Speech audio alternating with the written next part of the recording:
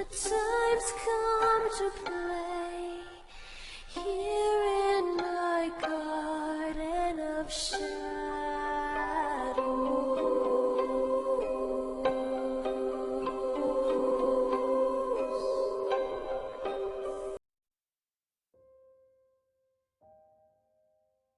Hello, I'm Runya, aka Media Adaptation. Welcome back to Moderation while we start a game. And it's Friday, so that means it's time to talk about the supposedly lost 80s anime Go for a Punch, aka Saki Sanobashi, which we have a slightly higher chance of seeing than the Snyder Cut of Justice League.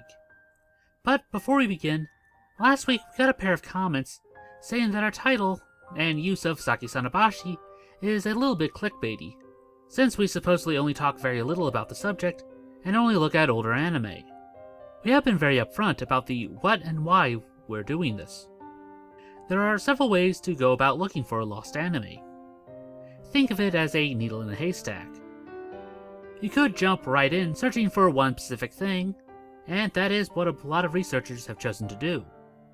Our channel was brought in mostly to deal with the troll responses out there. So, in our analogy, we will be targeting one single part of the haystack, organizing and cataloging it, and then posting our results. So if we ever do stop this, others could take what we've done so far and not waste time retreading areas that we've already done. If I can quickly and easily remove trolls or false leads from the table, then it leaves other researchers more time to continue with their work. That was pretty much our mission statement from the very start, recapping the events of the past week on the Discord and Reddit pages, followed up with some random leads, and then finished up with a weird Goro manga angle. I bring this up because I don't want to mislead our viewers, and I'm also not going to discourage another viewpoint. So I pose that we put up a poll and ask our viewers if you guys think that we should drop the Saki Sanobashi from our title, on the grounds of it being clickbait. Regardless of the result, we will still be making these videos, because of your interest in the subject. The poll will only affect the title of the video and not its contents. But with that out of the way, let's get over to our recap. A group that has been cross-referencing the 80s anime subbing groups have been working down their list, and still waiting for some of them to reply.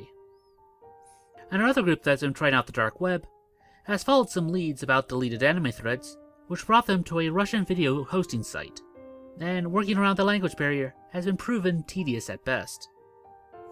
One of the groups came across a random image and wanting to know its origin, and that's where I come in. That'd be from the 2003 film Parasite Dolls. It shares the Bubblegum Crisis universe, and deals with someone killing robot hookers called boomers. And then we get the standard talks about where does the machine end and humanity begin. And then over to our Reddit page, yeah, this one's pretty much dried up. Someone did post this flyer wondering what was it about. I quickly ran it through Google Translate, revealing that it's just about a computer club or something, and that's it. There's really not a lot out there. But something neat that did come from it was someone posting their art for a recreation project of Saki Sanobashi. If people can't find it, then they'll just have to make it instead. It's a great start, and I can't wait to see where it goes from there. And a last thing to note is that we were contacted by someone who claims to remember seeing it. Yeah, I know that's a dime a dozen trolls nowadays, but every lead needs to be given a fair chance. And they're currently going through the process of making a video on that subject, recounting their experiences, but it's not up at the time of us making this video. They did say they saw something matching the description in the early days of YouTube, so I would be guessing 2006 to 2008, right before they got their bug up their butt about taking down questionable anime. So, more details on that as they come out. But anyway, on to today's requests. And our first is the 1985 called Tadenshi Tachi no Kuyoden. And with that name completely butchered, what's it about? A bunch of women get kidnapped and held in a basement, while being assaulted. One of the victims' daughters gets targeted and gets the same treatment from their boss, and after suffering through indignities, she bites off the guy's kielbasa, and while he's writhing in pain, she drops a statue on him, finishing him off. She then runs to the shower to try to clean up, but a guard comes in and also tries to assault her, so she grabs a razor and cuts his throat, causing him to fall backwards, and bleed out in the tub. She then takes some gasoline and torches the place, killing the rest of the assailants, but also burning the other victims as well. Our daughter does look like the target that we're looking for, and the anime does cover the themes of imprisonment, and with both boobs and blood aplenty, but it's the execution of the events that kind of falls short. Next on our list is the 1995 anime called Sins of the Sisters. And dear God, this one's all kinds of WTF. First of all, it's a sequel to a show that we never got. And it's about a guy from the Crusades who gets sold in slavery by the Pope, but then gets taken to modern day as a woman, but he still has his dong, and then recruits people to overthrow all religions and usher in a new age of peace. This one involves, sometime after that, bringing in time travel, with someone trying to kill them before he gets reincarnated, or whatever the heck happened. And while the bad guy does kill a lot of them, it doesn't really matter because these are the events that started it all in the first place, causing everything that they tried to stop. You, sir, fail as a villain. But back to our synopsis. We do get a large group of girls in school uniforms, and they do debate the meaning of life, as well as plenty of nudity. But none of them ever gets confined to a single room, and only one girl kills herself. But it's just her. But that all gets undone by time travel later anyway, so who cares?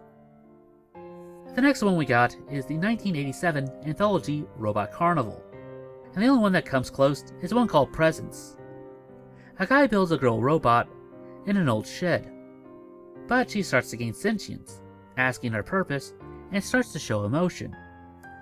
He freaks out and destroys her, and he has to live the rest of his life regretting that mistake, and thinking about what could have been. So, we have a single girl with the right hair color. She is technically imprisoned, and is killed, but again she's a robot. This short was done by the same guy who would later go on to make Lily Cat as well as Mezzo Forte, which we both looked at before. But that about does it for the anime this week. So once again it's time to look through our box of Goro manga from the 80s and early 90s to see what we come across. And our first one is from Juna Gota, called Applicants for Death.